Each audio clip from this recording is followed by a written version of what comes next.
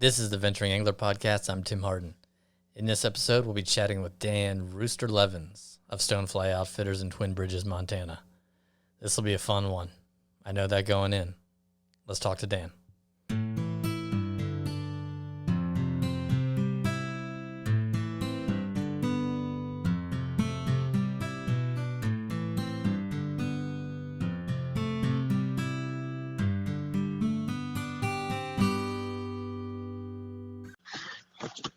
We're on the phone with Tim. Say hi to Tim.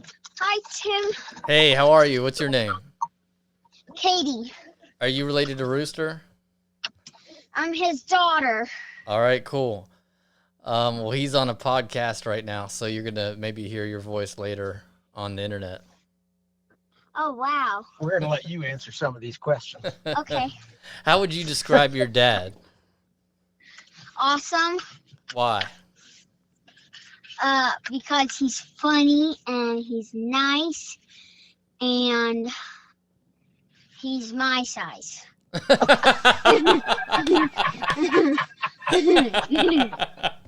That's awesome. I was gonna say that you should say and because he's about to give me $20, but your ending was better than anything I was gonna come up with. All right, well, I'm leaving that in.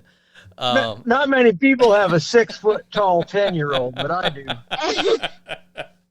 That's awesome. This is off to a great start. All right, so we're chatting with Dan Rooster Leavens of Stonefly Outfitters in Twin Bridges, Montana. First, Stonefly Outfitters is many things. Dan, how would you describe everything that you offer? Well, Tim, honestly, I get asked that quite a bit. And the one thing I try and tell people is basically if we don't have it, you don't need it. So, I mean, we fish everywhere from Brazil to Alaska, right, with our home base being in Montana, which, quite honestly pays the bills. A lot of that travel stuff is just because I get bored in the wintertime. But, it perpetuates the business, and it's a great way of taking customers and friends that we've gotten to know here in Montana and showing them something else that, we're lucky enough to have fished or have friends or, comrades that work in the industry in other countries, and it just perpetuates the business, really. That's great. For those who aren't familiar, where is Twin Bridges? Twin Bridges is, if you've not heard of it, I'm surprised. It's actually the best fly fishing in the world. So if you just figured that out, then you look next to that in an encyclopedia, and there's a map to Twin Bridges right there.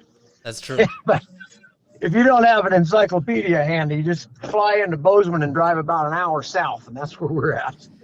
And the town's only like 3 blocks, if I'm not mistaken, or maybe a little bit more than that. And so what makes it so special? Because it's only 3 blocks.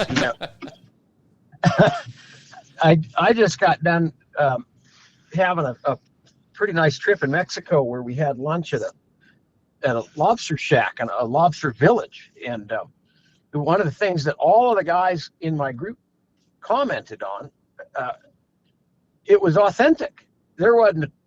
We were the only tourists probably that ever been there, and when you come to Twin Bridges, I really relate it to like that lobster shack at Punta Herrero. There's nothing here but fishermen and cowboys. And guys will ask me at times, is there anything for my wife to do? And of course there is, as long as she likes to fish. We got plenty to do for her. How would...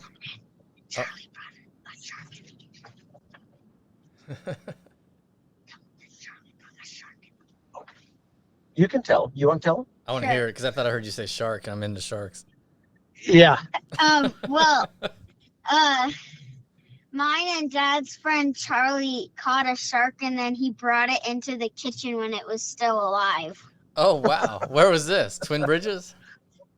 No, in Mexico. That's cool. Was that on that last trip? Yeah. Yeah, it was in Mexico. That's pretty Yeah, fun. the chef said he wanted some fresh shark meat for empanadas. Nice. So we caught one off the beach and brought it in alive and threw it in the sink. That's wild. How were the empanadas? They were really good. But I'm going to tell you plain, you only think Mexicans can talk fast. Throw a live shark in their kitchen, you get a whole nother view of it. Oh man. So I'll tell you about my first time to Twin Bridges, just because you're probably wondering. The I rolled into town and it felt like I was driving into what you would see as like the set of a movie about fly fishing in the West or something like that. And I remember one of the feelings I had was, okay, where to go now? And so you guys have a lot of water around there, and that's probably what makes it, as you put it, the best place, you say, in the world? I'll put it up against a lot of places. Okay. And clearly at times fishing gets tough.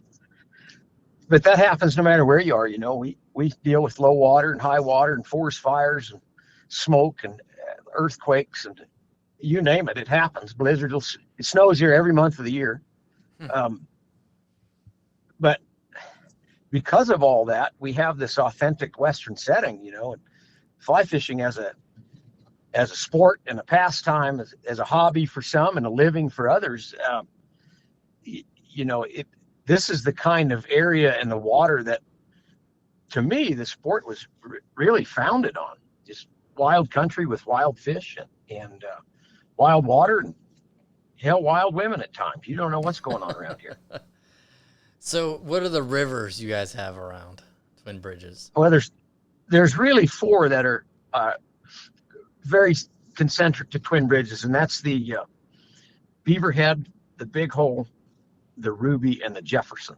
And the confluence of the first three is just a couple hundred yards behind my fly shop.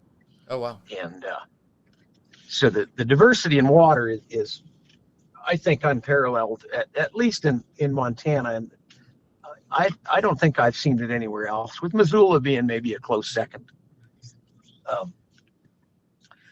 It's our biggest challenge every morning is where are we going to go and what are we going to do and what are we going to fish for? Oh, there's a plane flying over, so Katie's pointing out. Oh. So we're parked on the Big Hole Bridge right now. It's kind of a fitting place to talk about it. That's cool.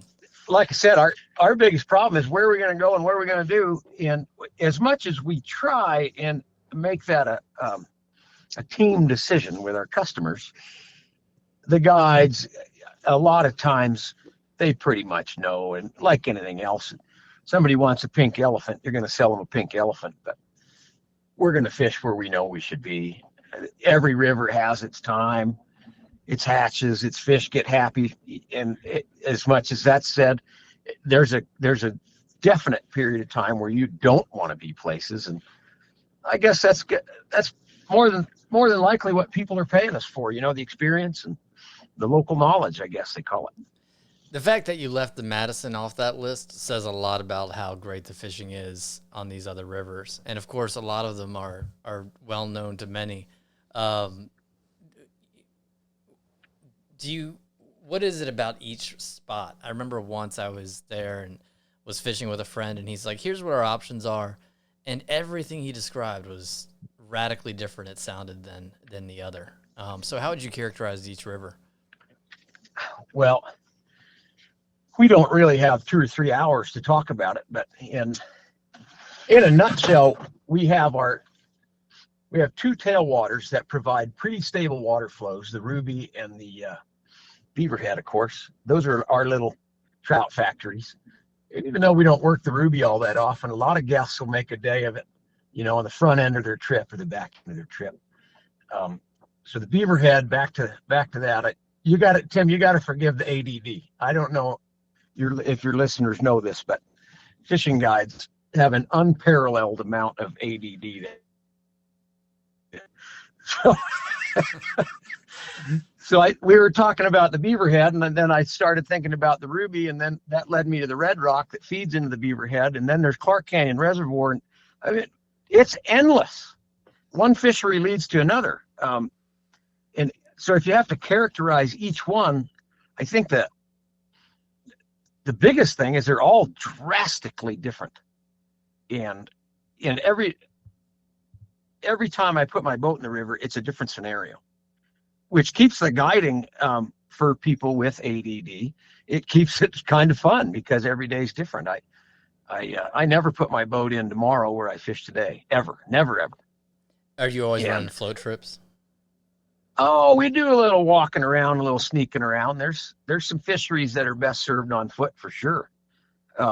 Especially as the water drops and gets low and those bigger fish are looking for hoppers. I prefer to be on foot. As long as you got to plan on covering 3-4 miles of water to make a day of it. But back to the diversity of the rivers, part of the reason that each one of these rivers is so good, they're permitted rivers, so that the number of outfitters and guides is restricted. So as a result of that, we don't see the crowding that you see on the Madison, the Missouri, the Bighorn, the Yellowstone. I think it was 2 summers ago where I got to having a couple beers with a customer around the fire, and we had gotten into a few boats that day on the Upper Beaverhead. It wasn't the end of the world, and he absolutely prefers to not see anybody. And he challenged me to see how many days I could go without seeing another fisherman. And I went 36 days of guiding without seeing another angler on the water. I don't think you can pull that off in very many places. No. And that was, keep in mind, that was fishing public water. That's pretty impressive. And I don't think that's doable in many of the trout fisheries in the Rocky Mountains.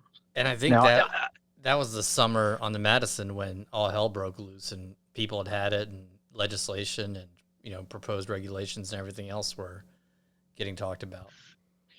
Exactly. Now, I'll admit that, there were clearly people on those rivers and probably on the same float that I was on. But again, back to one of the points I made earlier where the local knowledge comes in, after 20 years of guiding around here, there's no substitute for getting up early and having a little first water before those fish get ran over. Knowing where to put your boat in to stay in front of the 9 o'clock crowd. It's not that difficult either. It really isn't. Hmm. And there's some lakes. So then, sorry, go ahead. So then, the other rivers, as far as comparing them, the Big Hole's the second longest freestone river in the United States. Freestone meaning, there's no dams on it. And it's second only to the Yellowstone, which, hell, that's only an hour and a half away. So it's a pretty unique part of the world. We're really fortunate that expansion from some of our metropolitan areas in Montana, if you can even call them metropolitan, Bozeman and Missoula, Billings. I don't think this area is going to see that sprawl, the urban sprawl. You're not going to see condos going up here for a long time, if ever.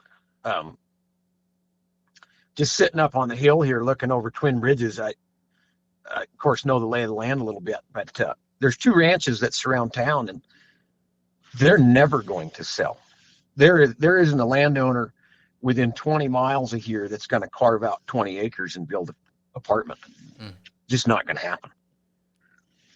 Hey, so I know it's going to sound random, but do you ever hear about any of these houses in town being haunted? Well, the orphanage here is haunted. Absolutely, it's haunted. Because I've seen this one. I've seen this one house for sale on Trulia in Twin Bridges for 1.5 years, and I'm like, there's got to be some demons or ghosts or something in there. So, why do you maybe they came over from the orphanage? Why do you say the orphanage is haunted?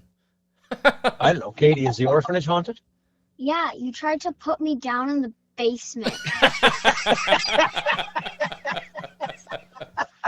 You were like, Katie, go down there. Go down in the basement. Go.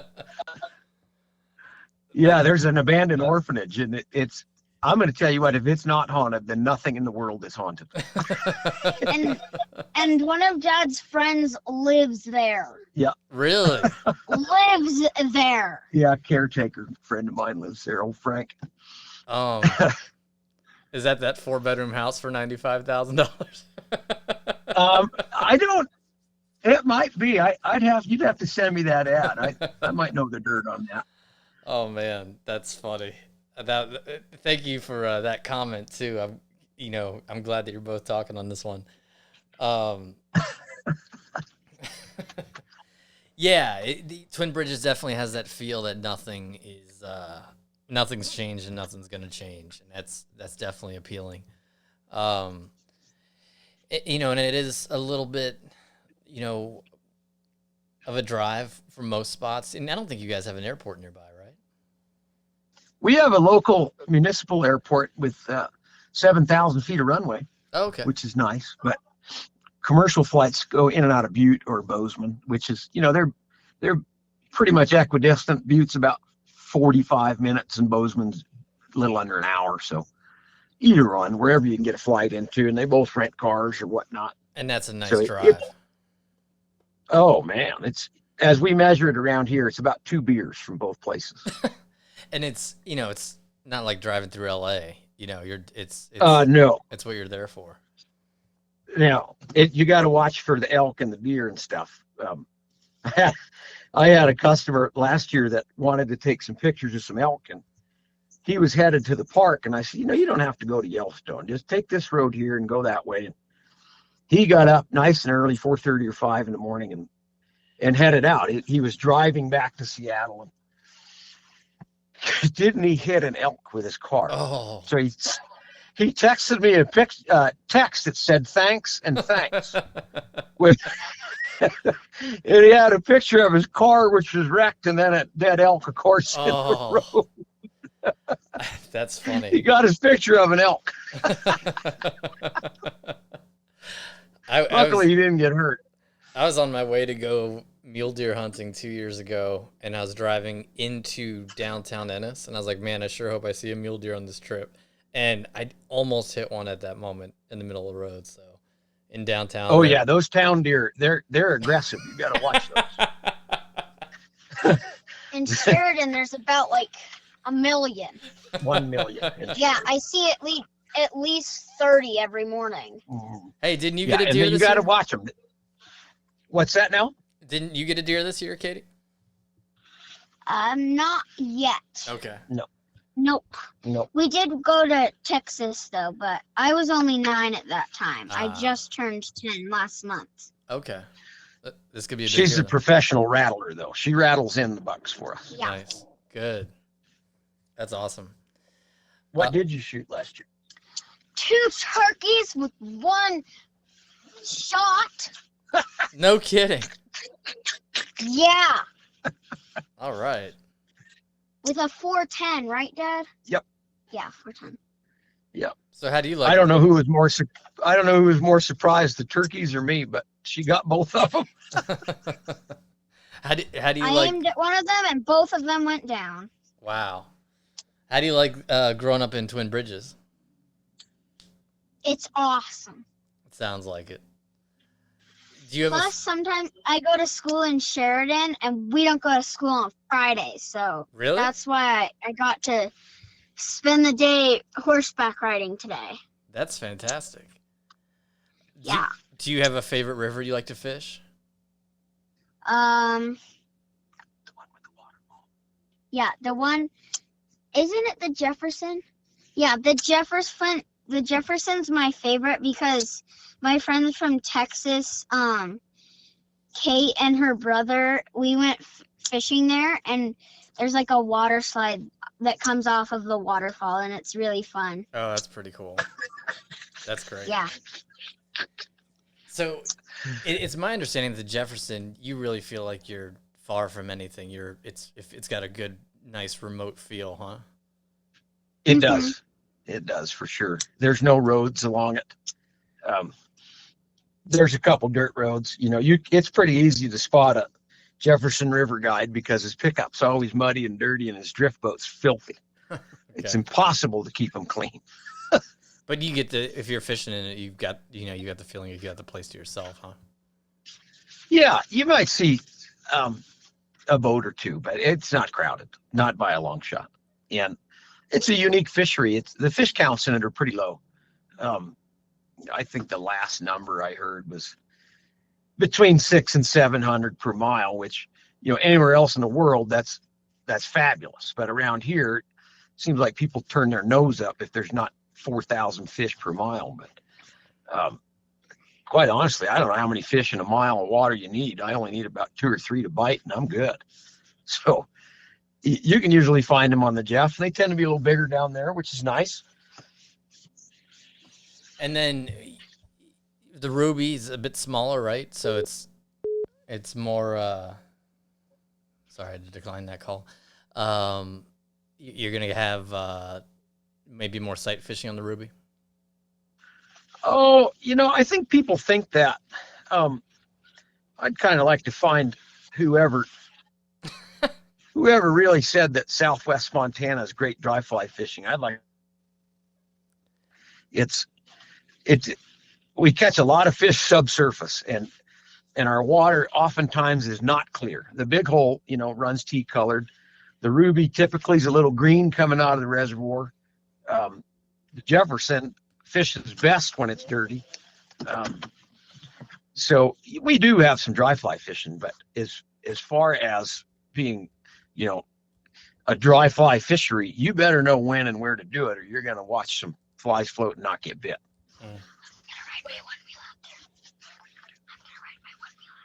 Okay. You want to take a ride? Mm-hmm. Okay, go ahead. You can keep talking. I'm leaving this in because it's giving us, I think, a little bit taste of the Twin Bridges life. And so I'm going outside to ride my one wheel. Nice.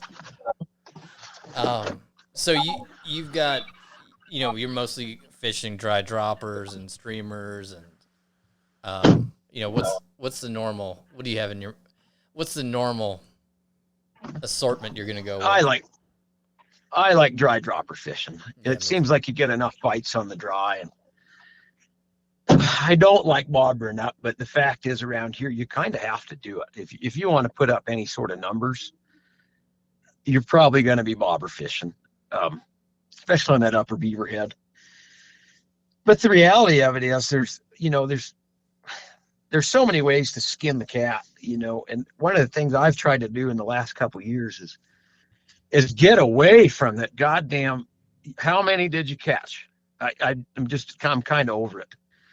And I'd rather take somebody and teach them how to present a dry dropper properly and catch a fish or two or miss a fish or two than chuck the bobber rod out and, you manipulate the drift with the boat. Yeah, a monkey's going to catch some, but especially with some of the guests that have fished with me for 10, 15 years, they've seen that and done it. So I guess the bottom line to it is, as an outfitter around here, you got to have guides that can do it all, because we have rank beginners that they just want to bend the rod and take a picture with a couple trout. And we've got other folks that, wouldn't put a bobber on their rod if they had to. So I've kind of migrated to guiding those, I guess, the more discerning folks when I can, but it doesn't always work out that way. So like Hudgens told, we were doing that guide school last year, and we were up on the upper beaver head in Empton, and fishing was pretty good. And one of the students kind of turned his nose up at it. He was trying to catch some fish on a streamer, and it was bright sunny out. And he just looked right at him and said, Brian, if you're going to guide around here, you better learn how to do this, because there's days where this is what you're doing. This is what you got to do to put a day of fishing together. And that's a very true statement. You got to have a big bag of tricks to fish around here. I guess that's the bottom line. Yeah, it makes sense. And I don't use bobbers, but I do use strike indicators. Right. Speaking of, right. You're one of those guys. Speaking of the guide school, maybe related question. Got got an Instagram question since we've been talking from Carter Morley, who is at troutbum.morley on Instagram. His question for you is, what are tips for someone wanting to get into guiding? Tips for someone wanting to get into guiding. I would say exhaust every other option you have in life before you commit to this lifestyle, because that's what this is. This is a lifestyle. Anybody tells you anything different than that, they're full of shit. And it's a great lifestyle. I love it. I can't imagine doing anything but this, especially at this stage in the game. But boy, you're not going to make a lot of money. You're going to live an outside lifestyle. Your shoulders are going to hurt. I just tore my rotator cuff. Your back's going to perpetually bother you. You're going to drink too much. Your beer gut's going to grow. Guiding, you can damn near forget about having like a steady girlfriend or a good marriage. That's done. That's not going to work, because you're gone all the time. You're on the water all the time. And when you get home, you just want to sit in the big chair and have a beer and go to sleep. So I would look really close at, like, I don't know, like anything other than guiding. Make sure you want to guide. If you want to do it,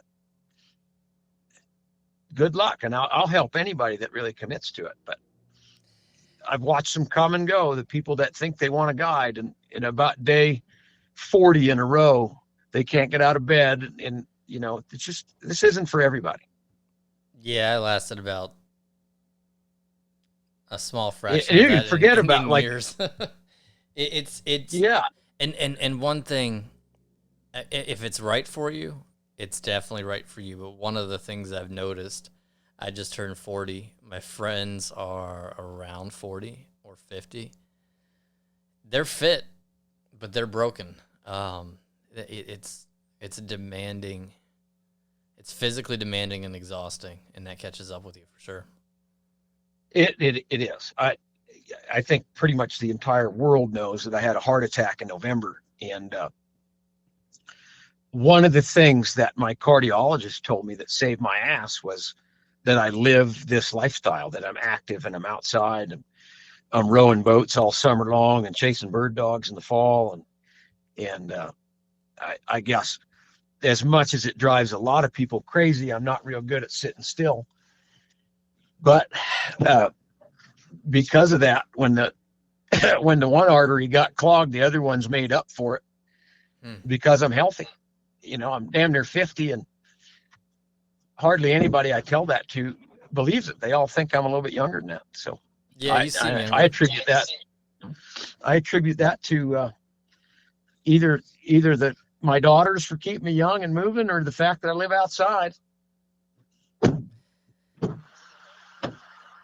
You're pretty active, and for me, sometimes when I'm sitting around and because I'm at the computer a lot, and I see you running around almost every day, it makes me want to get out there, and I know for sure it's helping. It's helping your situation.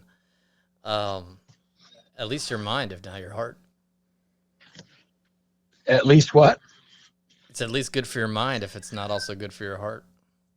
Oh, there's no question it's good for your brain. Yeah, I somehow managed a schedule where I escaped most of the winter around here, and through it all this winter, I ended up spending 3 or 4 extra weeks in the gray snowstorm, 30 below, miserable period of time to be in Montana. And it really makes you appreciate the summer months when it's 80 degrees and they're biting hoppers and you're walking around with your buddies. Yeah. I always say that the people that live in Montana year round, they earn it. Well, I made it to California right when it got to negative 25, like a couple of weeks before that. So I haven't earned anything yet. You will. Just keep running around with me. You'll earn it plenty. Between me and Rick Matney, you'll probably move back to California. That's funny. He's in Alaska right now. I know he is. So he escaped too. So, and you've got some good stillwater fishing around there. We do. We have Clark Canyon Reservoir, which has its moments. We've got Ennis Lake, which again has its moments. And if you start, buckle your buckler so the door doesn't ding. I know, but the thing was on. What thing? The light back there was on. Sorry about that. We're moving.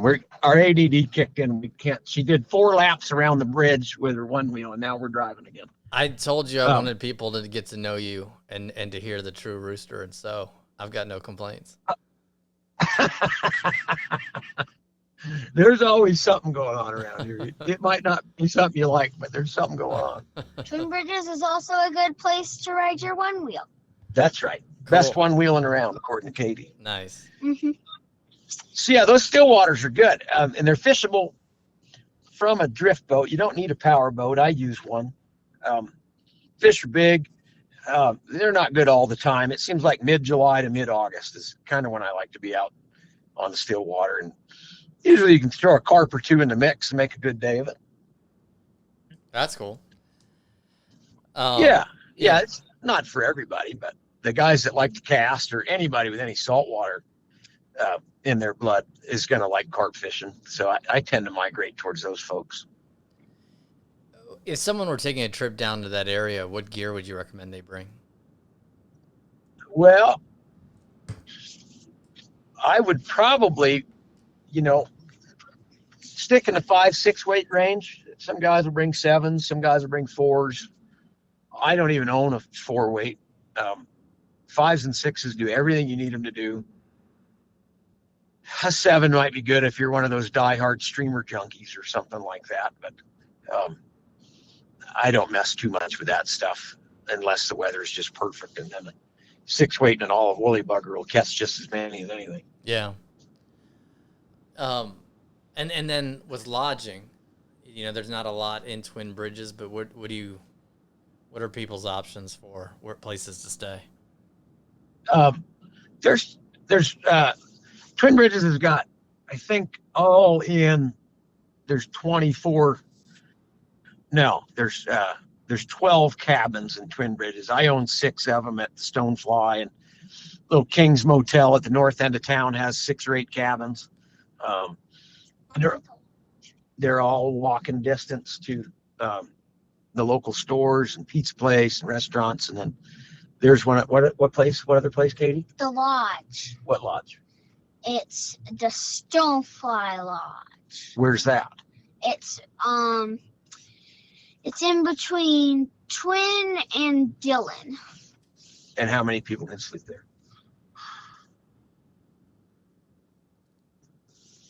6, 12.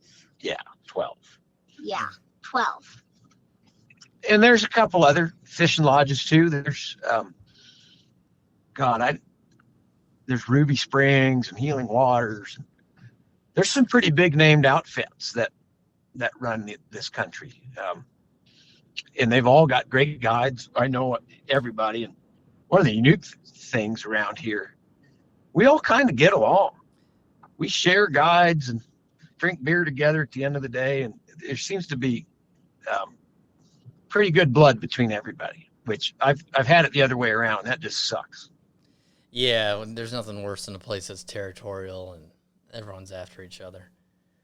Exactly. I don't like that. When people are thinking about when to go, I imagine there's big hatch events or other factors that make certain times of the year appealing. What would you say those are? Okay, so as far as fishing in Twin, and let's draw a 50-mile radius around Twin Bridges. That's covering, Ennis clear over to Butte and Anaconda and Flint Creek country and all that. The only time I wouldn't come here is like Memorial Day weekend. Yeah. That's typically our blowout runoff. Now there's going to be somewhere to fish for sure. The Beaverhead or, some of the smaller tailwaters. But it's not going to be great. I don't feel like I can show you what this area has to offer at the end of May. So black that, draw a line through that week on the calendar. The rest of the year, from April 1st to Halloween, there's always something going on. In 20 years of running here, I've never, well, I take that back. I canceled one day of fishing in 20 years. And it was because we had a blizzard and there was an 8-foot snowdrift trying to get into the fly shop. Wow. That was in October. So there's always something going on. And I could tell you about all the different hatches, the stoneflies and the blue wings and the spruce moths, and then of course the hoppers and tricos. I've burned myself talking about that stuff over time because there are some guidelines, right? That stoneflies are usually the second week in June. But if they're not, and you sold somebody on that, and they're not, then you're a loser for telling them to come the second week in June. So they all happen, but whether Mother Nature just kind of does what she wants to do, and you got to be in tune with it, and that gets you to your good fishing. That's great. I'm going to ask you a number of random questions. Cool. I'll give you some random answers. What animals around there will kill you? You want to answer that, Katie? There's rattlesnakes. There's the bears. There might be some wolves up by where my mom's house is. And there's some mountain lions, and there's, if you hit a deer, you might die.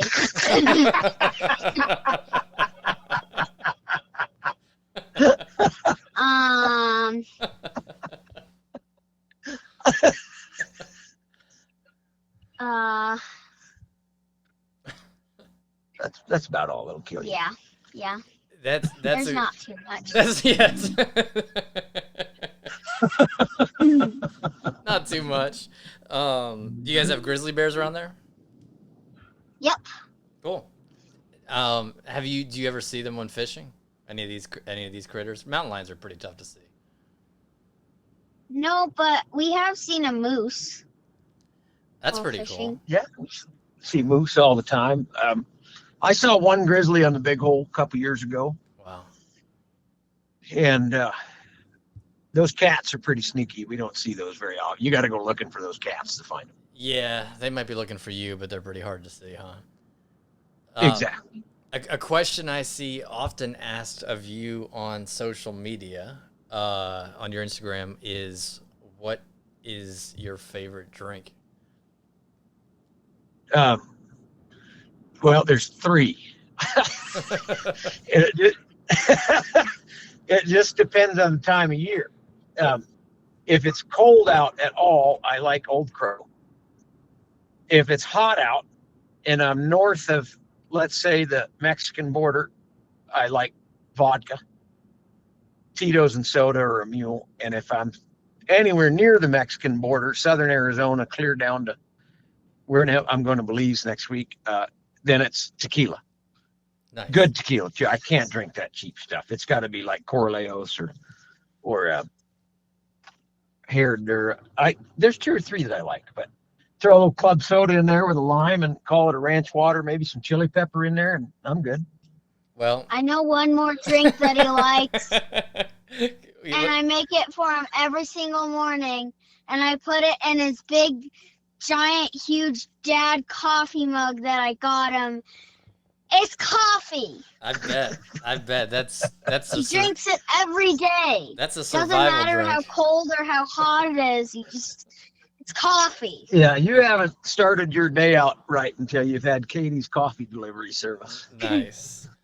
Katie, do you know about labor laws? I don't even know what that is. Perfect. I'm just hearing her talk about the lodge and preparing you for your day. I just thought I'd check. And the good thing is this podcast is going live pretty much right away within 24 to 48 hours. And so Will Flack will Cool. know. Will know what to have in stock. I think he already has everything in stock anyway. Before you get to Belize. I would imagine Will and I are going to get in plenty of trouble without you getting involved. That's funny. When you're doing the Q&As on Instagram, which people love, you often have music playing. What's your favorite music? Oh, I bounce around a little bit, honestly. God almighty. What's our favorite music, number 2? Well, we listen to country, and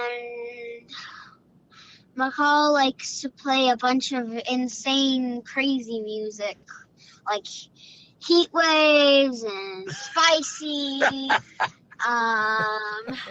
Sometimes Dad plays crazy music, like Booty Happy, like, whoa.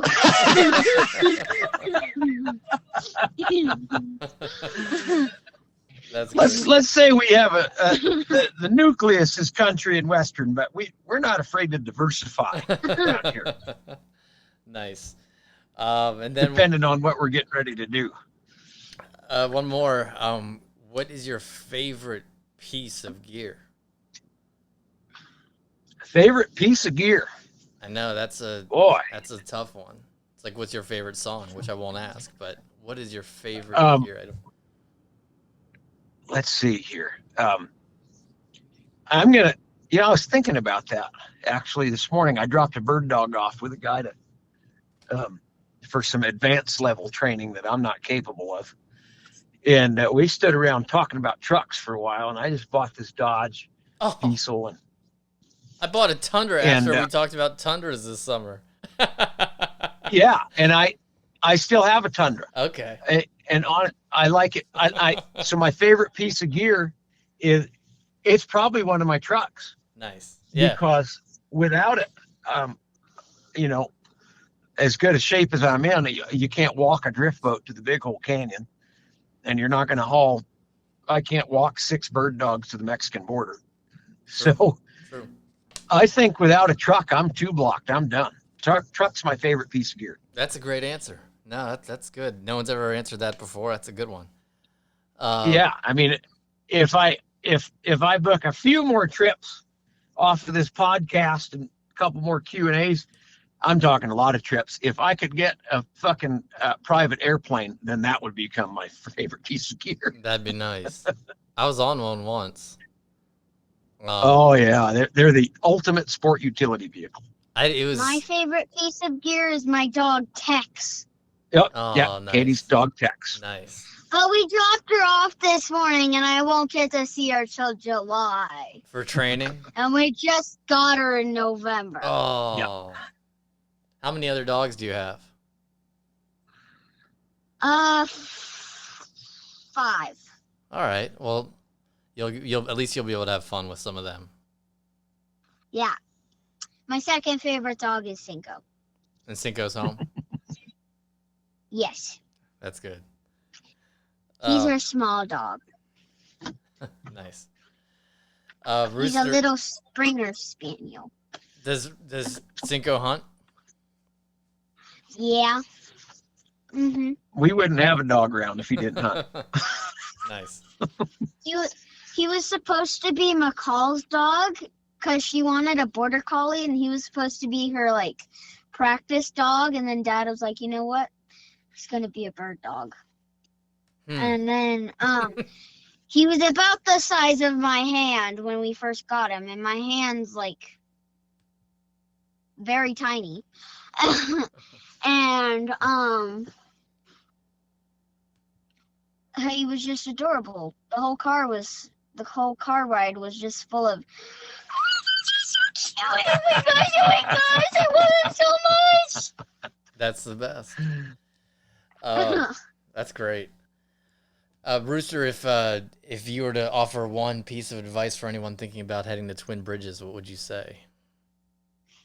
I would say call us sooner rather than later. Apparently, the fly fishing industry has really woken up, and I think we're going to set some records as far as numbers of people we run through here this summer. it's getting pretty hard to find a day in my boat already, especially in the peak time, June, July, and August. But I would say call us sooner rather than later. And the other thing I would say is you hear a lot of people say, God, I've always wanted to do it. Just do it. Yeah. I think if we learned anything in the last 12 months, nothing's guaranteed. If you want to go do something, go do it, because there might come a day when you can't. I'm gonna add to that real quick, just because it was a weird thing that happened in maybe September. Someone called me, and I thought it was a sales call, and I wasn't going to answer it, and for some reason I answered it, and it was someone who said, I want to honor the memory of my dad and take a fly fishing trip to Montana. I've never done that before. And she's like, what do I do? I said, get in the car or book a flight, get in the car, go. It's going to sound really hard until you start moving. And a couple days later, she was sending me photos on the Madison River. So awesome. You don't regret those trips. No, you don't. And so many of the folks that come here and fish, Katie and I could just start rattling names off. Once you come here and fish, you're going to come back. You're going to love it. I would say, I think we're running right at about a 95% return ratio. And the folks that don't come back have come here so much that they decide they want to kind of go see something new.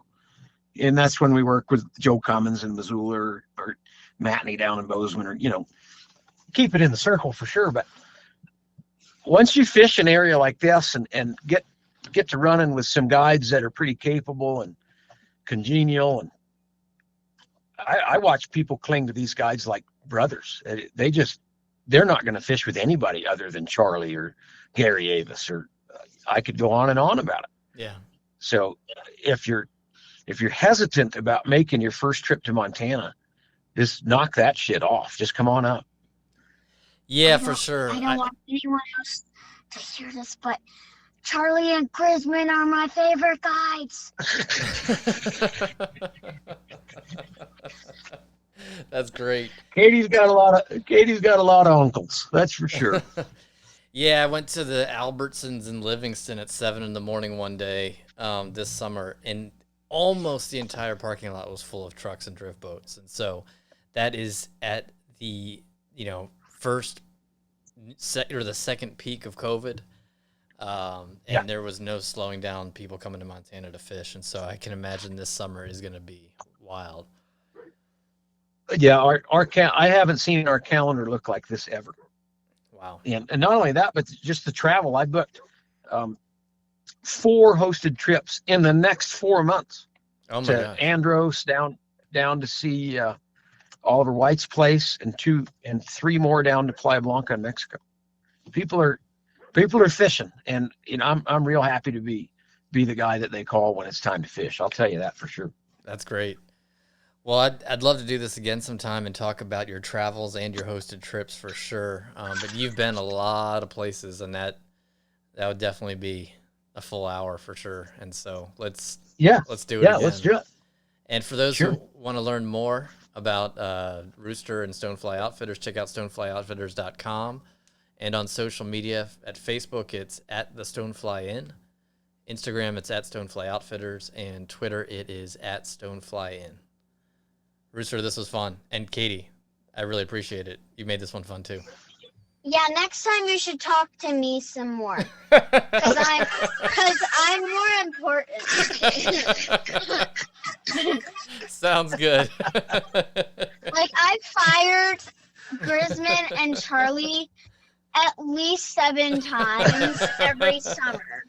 Well, I would have to say, based on how this has gone so far and what I can predict about what's going to happen when it goes live, people will be disappointed if you're not on the next one. So I might take you up on that.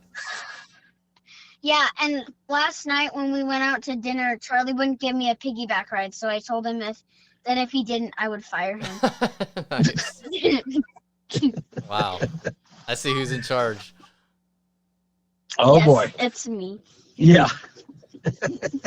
Well, good to talk to both of you, and I don't think I have to tell you to have fun this weekend. So, and have a good trip to Belize. All right, Tim. Thanks, buddy. Be in touch. Take care. Adios.